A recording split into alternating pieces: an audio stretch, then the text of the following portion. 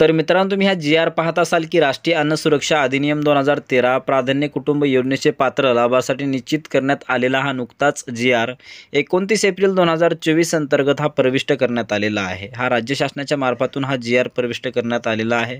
तर मित्रांनो, याच्यातली जी काही महत्त्वाची माहिती आपण ती पाहण्याचा प्रयत्न करणार आहोत. तर तुम्ही शासन निर्णय पाहत असाल की शासन निर्णय दिनांक 17/12/2013 नुसार राष्ट्रीय अन्न सुरक्षा अधिनियम 2013 अंतर्गत व तसेच सन 2011 मध्ये विहित नमुन्यात वार्षिक कौटुंबिक उत्पन्न नमूद केलेल्या व उत्पन्नानुसार शहरी भागात कमाल 59,000 पर्यंत वार्षिक कौटुंबिक उत्पन्न असणाऱ्या लाभार्थ्यांचा पात्र लाभार्थी म्हणून व ग्रामीण भागात कमाल ₹44,000 पर्यंत वार्षिक कौटुंबिक उत्पन्न असणाऱ्या लाभार्थ्यांच्या प्राधान्य कुटुंब योजनेस पात्र लाभार्थी म्हणून समावेश करण्याबाबतचा हा जो काही निर्णय घेण्यात आलेला आहे की सदर शासन निर्णयाच्या अनुषंगाने केंद्र शासनाकडून प्राप्त होणाऱ्या धान्यापैकी काही धान्य शिल्लक हा राहत आहे आणि याच माध्यमातून केंद्र शासनाकडून प्राप्त अन्नधान्य 100% खर्ची पडेल याबाबत 17/12/2023 रोजीच्या शासन निर्णयान्वये निर्धारित करण्यात आलेल्या प्राधान्य कुटुंब योजनेच्या ग्रामीण व शहरी लाभार्थ्यांच्या वार्षिक उत्पन्नाच्या मर्यादेचे निकष तपासणे हा शासनाचा हेतू आहे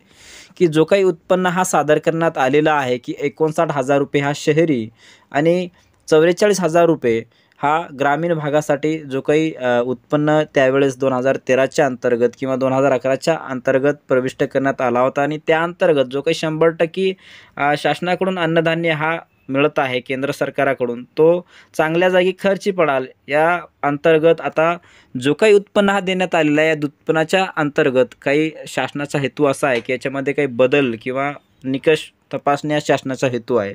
याच माध्यमाच्या अंतर्गत त्या अनुषंगाने इतर राज्यातील प्राधान्य आणि योजनेचे निकष तसेच सामाजिक निकष याबाबत परिपूर्ण अभ्यास करून प्राधान्य कुटुंब योजनेच्या ग्रामीण व शहरी लाभार्थ्यासाठी सुधारित निकष निश्चित करण्याची बाब तपासण्याकरिता समितीची स्थापना करण्यात येत आहे आणि सदर समितीची रचना खालीलप्रमाणे आहे. तर नियंत्रक सीधा वाटप व संचालक नागरी पुरवठा मुंबई अध्यक्ष व सहउपसचिव ग्रामविकास विभाग मंत्रालय मुंबई, सहउपसचिव नगर विकास विभाग मंत्रालय मुंबई, सहउपसचिव अन्न नागरी पुरवठा विभाग मंत्रालय मुंबई व तसेच उपयुक्त पुरवठा विभागीय आयुक्त कार्यालय अमरावती यांच्या माध्यमातून समितीची कार्यकक्षा ही पुढील प्रमाणे असणार आहे.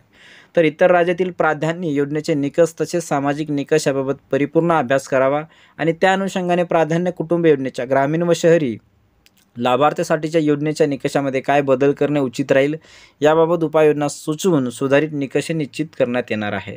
तर अशा प्रकारचा हा जी.आर. आहे की या समितीच्या बैठका नियमित घेण्यात याव्यात व प्राधान्य कुटुंब योजनेच्या ग्रामीण व शहरी लाभार्थ्यासाठी सुधारित निकष निश्चित काय असावेत ही बाब तपासावी त्याबाबतचा अहवाल हा शासनास 2 महिन्याचा अंतर्गत सादर करायचा आहे.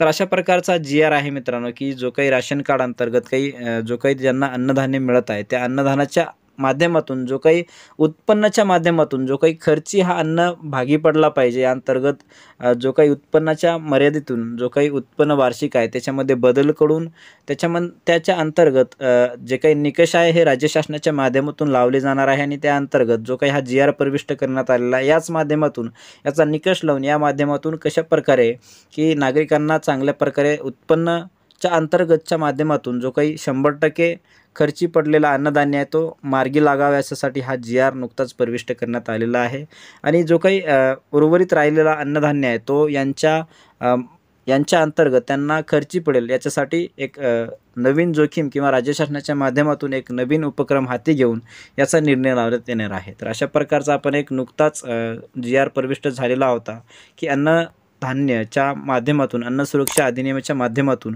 हा जी.आर. प्रविष्ट करून या अंतर्गत एक छोटीशी माहिती बघण्याचा आपण प्रयत्न केलेला आहोत. तर मित्रांनो, हा जर व्हिडिओ आवडला असेल तर नक्की आपल्या नातेवाईकांना मित्रांना हा व्हिडिओ नक्की शेअर करायला विसरू नका. धन्यवाद. जय हिंद, जय महाराष्ट्र.